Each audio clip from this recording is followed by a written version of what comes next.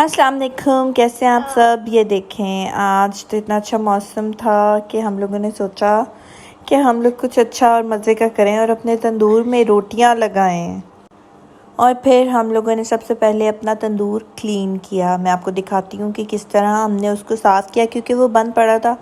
तो हम लोगों ने सोचा कि पहले इसको क्लीन करते हैं और फिर कोई काम करते हैं। तो फिर हमने उसको पहले एक कपड़े के साथ अच्छी तरह से साफ़ किया और उसके बाद हमने इसमें रोटियां लगाईं। और ये अब हो गया था हमारा तंदूर बिल्कुल साफ़। तो हम रोटियां पहले से ही बेल चुके थे कि फिर अम्मी आसानी से रोटियां तंदूर में लगाएं।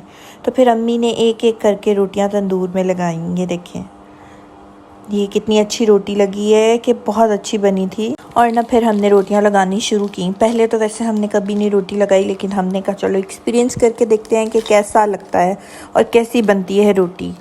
अम्मी ने ये दूसरी रोटी लगाई और आपको पता है कि अम्मी के हाथ में तो वैसे ही इतना फ्लेवर है कि आपको मैं क्या बताऊँ कि बहुत ही मज़े का खाना बनता है। तो आज हमने तंदूर की रोटियां भी ट्राई की। आपको पता है इसमें कितनी हीट होती है, इतनी बमुश्किल अम्मी ने रोटियां इसके अंदर लगा रही थी। और ऐसे एक एक करके हमने 4-5 रोटियां लगा ली। और ऐसे फिर हमारी रोटियां तंदूर में लग गई और फिर हम लोगों ने इंतज़ार किया कि वो कैसे, जब तक पक नहीं जाती, पक कर तैयार नहीं हो जाती, तब तक हम लोगों ने सब ने इंतज़ार किया कि रोटियां लग जाएं। और जैसे ही रोटियां अंदर तंदूर में लग गई तो हमें तवक्को नहीं थी कि रोटियां चिपकी रहेंगी। हमें ये डर था कि कहीं रोटी अंदर तंदूर के ना गिर जाए। तो जैसे ही रोटियां लग गई तो फिर हम लोगों को काफ़ी सेटिस्फेक्शन मिली कि अब लग गई। लेकिन कुछ इतना अच्छा एक्सपीरियंस नहीं रहा रोटियों का। मैं भी आप लोगों को ना इसकी फ़ाइनल लुक भी शेयर करूँगी आप लोगों के साथ कि रोटी कैसी बनी थी।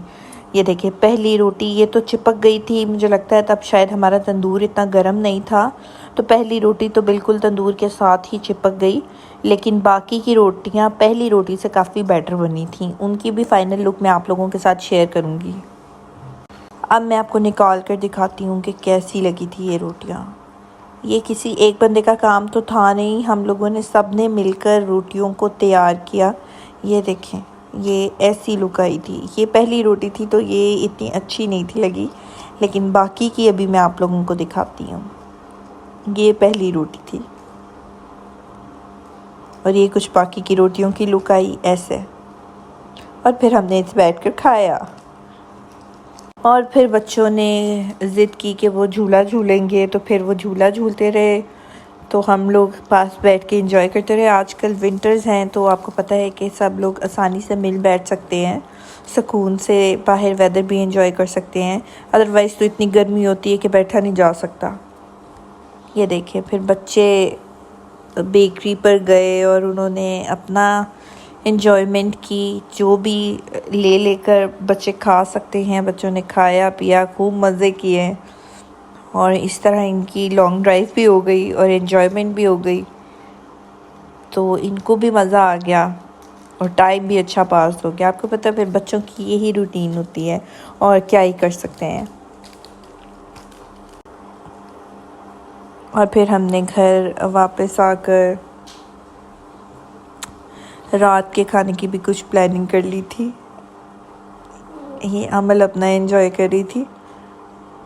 तो उसके बाद फिर हम लोगों ने फ़िश फ्राई करने का सोचा और रात को फिर हमने फ़िश फ्राई की।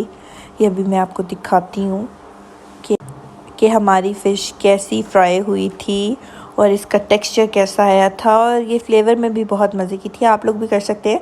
हम लोगों ने इस फ़िश को पहले मैरिनेट करके रख दिया था और फिर इसको बेसन लगाकर डीप फ्राई किया।